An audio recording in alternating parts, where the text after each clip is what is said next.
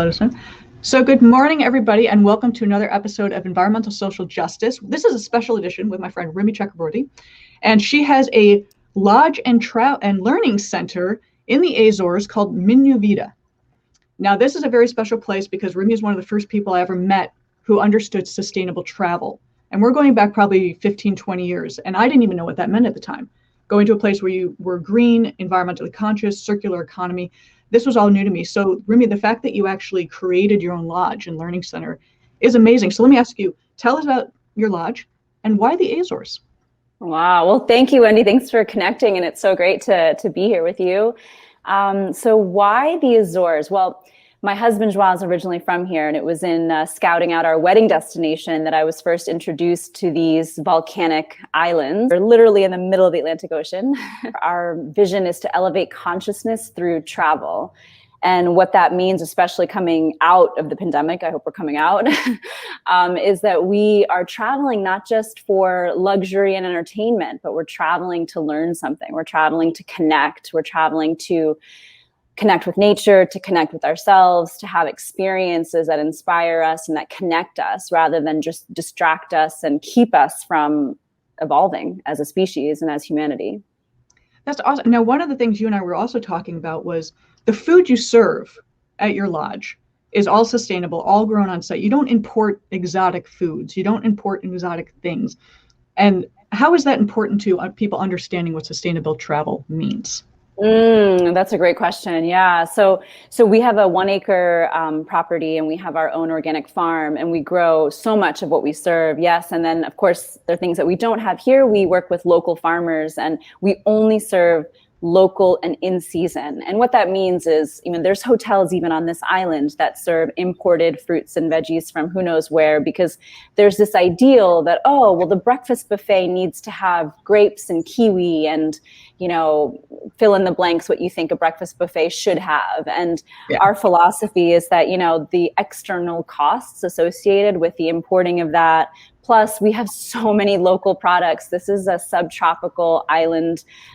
Everything grows. We have year-round growing season. And so highlighting what's local literally promotes what's from here and the people who grow it and the businesses that are involved in that, as well as it has the energy of the place. And so if you know anything about prana, and obviously we're a yoga center as well, and we have this energy that is within us. It's our life energy, and that life energy of food gets diminished when you're transporting it and sending it across the globe, and it's longer from when it was actually in the ground.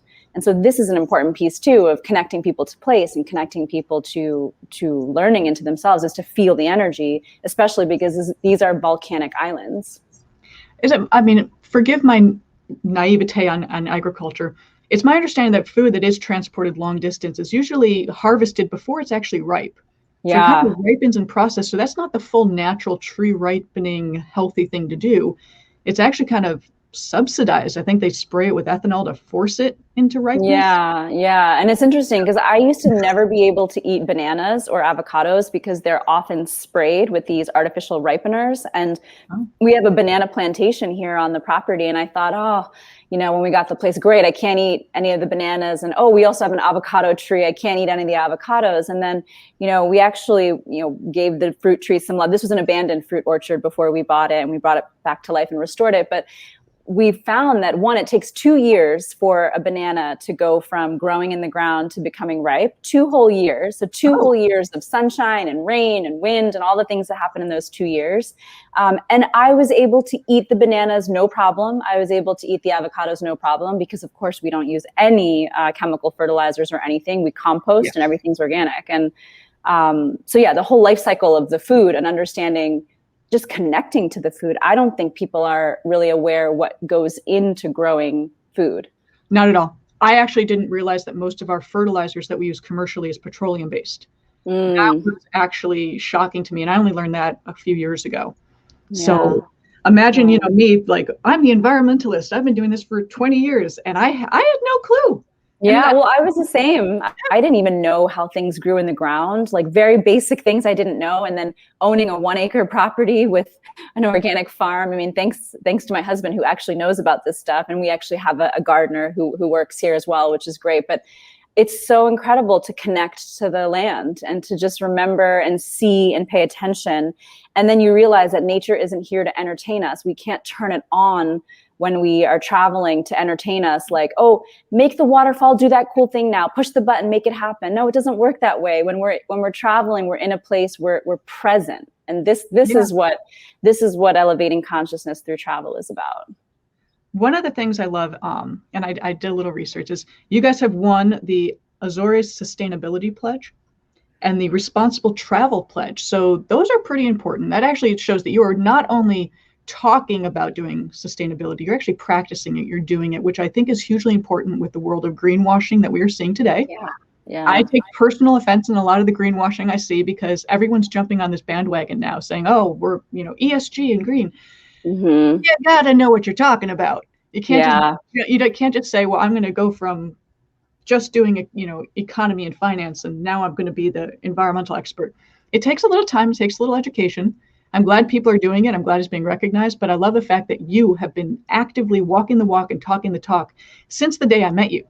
Aww. Since the day I met you, when you were doing these things, I'm like, a green hotel? What does that mean? I mean, it's just never, I just didn't understand. And that's why I love doing the show, is educating people, getting the word out. No shaming, no blaming, and every little bit helps.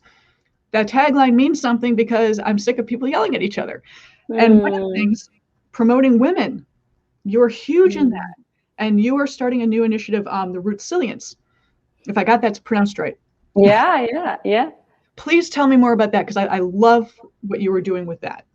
Oh, awesome. Well, thank you. And it's so great to be part of, to be helping each other lift the awareness of no shame, no blame, and how we can actually grow. Because I think so many people want to do good and want to do what's right.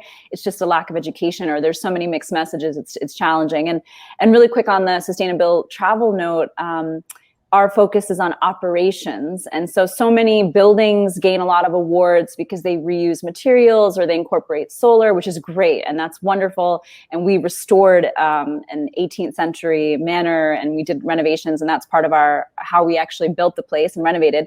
But a lot of our sustainability principles are in the operations, and educating people on how our behavior is one of the biggest impacts to sustainability. So for example, simple things like we live in a very humid climate here in the Azores. It's 80% humidity year round, which most people might associate with heat and being hot, but it also goes the other way. If it's chilly or cold, it's like San Francisco summers. And so just being comfortable in our idea of comfort, and being able to take responsibility for comfort by, putting on a sweater versus cranking up the heat, or, being able to just be aware of like, okay, this is nature, I'm in it, and it's not about controlling it. And of course, things like all the water systems, we use solar, we have all the systems in place to reduce usage, and encouraging guests to actually support our principles with a pledge in being here to buy local, to not buy plastic water bottles, because so many people come and they don't know, oh, the water is spring water and it's treated. And so it's definitely safe to drink. There's tons of statistics on that. But anyway, I could go on that, but I can also point people to our website. But yeah, the women's leadership is huge. And actually, along with my co-creator, Samantha Anderson, who's a functional medicine coach, board certified, she and I co-created Rootsilience, which is a new word. It takes resilience, which is something we heard a lot about, and having to bounce back and, pull it together, and be strong, which is important. And resilience is an important concept. But when we first connected right after the pandemic started last April, we were both feeling like, oh my gosh, like resilience is like, it feels like another big pressure that we've just got to extend ourselves even further. And why are we expected to stretch ourselves so thin in the first place? And so that's where we started this concept around Rootsilience, which is nurturing our roots. And our inspiration has been, we need to connect to the earth again. We need to remember what it means to be a whole person. And we are focusing on women specifically now, because there are so few women leaders today. Only 29% of global women CEOs. And this is the largest percentage ever, 29%. And so we have a long way to go. And being Rootsilience is looking at a combination of leadership, conscious leadership. So why are you leading not just for your own self-aggrandizement, but for actually creating a better world? And then the yoga and meditation tools, along with food and functional medicine, which is looking at our health. And when we have chronic health conditions, when we have these challenges physically in our bodies, and now so many of us have been working from home or working remotely, these identities of who we are at work and who we are at home have blended. And so being able to look at ourselves holistically so that we can connect to our roots, we can nurture our whole selves and actually be grounded leaders. So we're not just leading from a place of more, but we're leading from a place of connectedness. What I love about that is you brought up how few women are CEOs. And unfortunately, because of the pandemic, more women have lost their jobs or chose to relinquish their job to take care of the family. And that is extremely unfortunate because that just shows the imbalance at home. Women are just expected to just be the caretaker, the man will work. And some of these women were actually making more money, which is even more infuriating. And then I have to think about venture capitalist funding, because lately I've been focusing a lot, seeing a lot of people working in that industry. And women, I believe, only get between 3 and 5% of all VC money out there. And women of color get about 1%.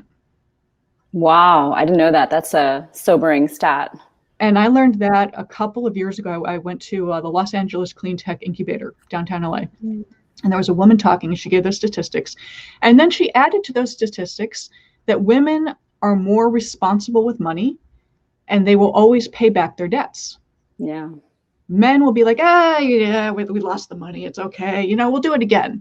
Women are like, I have to make the money back for these people who gave me their money. So I find that very interesting. And I love the fact that you're promoting women, and with the whole center, the whole concept of, you do have to be grounded. You do yoga and meditation. I'm terrible at meditation. I can't quiet my mind. I've tried. It's a process. But I love the fact that you're actually doing this, and tell people how they can find you at your lodge and also through Rootsilience. Yeah. Well, I always say there's no such thing as being bad at meditation or bad at yoga. It's a practice. And so I commend you for your efforts, and the mind really doesn't ever get totally quiet. We just learn not to pay attention to the other things. Like you're watching clouds passing on a blue sky versus focusing on all the things that are happening. Right. So congrats on meditation. So folks can find our Lodge and Learning Center in San Miguel, Azores at minuvida.com. And we're open. We've been open. We're so grateful. And as soon as the travel ban is lifted between US and Europe, Americans can come, but we've been open and receiving European guests, and we're really grateful for that. And then Rootsilience, we're launching a leadership series that starts in June, and that's rootsilience.com, ROOTSILIENCE.com. And so we are so thrilled to be launching that leadership series. It's a series of workshops using each of the chakras as the basis for those workshops, and then tying conscious leadership with yoga, meditation, and functional medicine. So I'd love to share that with people who are interested. Oh, that sounds amazing. I'll definitely put those links when I post this. Yeah, very cool. This is wonderful. And thank you so much. I mean, just what you were sharing with the world is hugely important, because I think as of late, we've had so many people with the aggression and the anger and all about me and all about consumption and more. We kind of need to take a step back and be like, what do I need? How much? That's the best advice I ever got. What is enough for you? What is enough? Yeah. Well, it's been a real pleasure to be here. And if I can leave listeners with one thing, it would be that, coming out of this pandemic, we've all been through some real challenge, right? And so it's, how do we come out? Do we come back and just want to distract ourselves and forget and just party and drug ourselves up and drink ourselves into an oblivion? Or do we feel that, okay, I got through this really intense time. Now I know what I need to do to continue to evolve and be the best person I can. Well, thank you so much. And we look forward to seeing you again. And for everyone out there, please visit the Minuvida Lodge. I've watched it progress from the day you bought it to the renovations to rebuilding it to recreating your orchard. It's amazing. Oh, wow. Thank you for following that. I mean, I love, these hands-on experiences are just amazing to me. So take care, have a wonderful weekend, and enjoy the beautiful Azores. Someday, I swear I will get out there. Woohoo!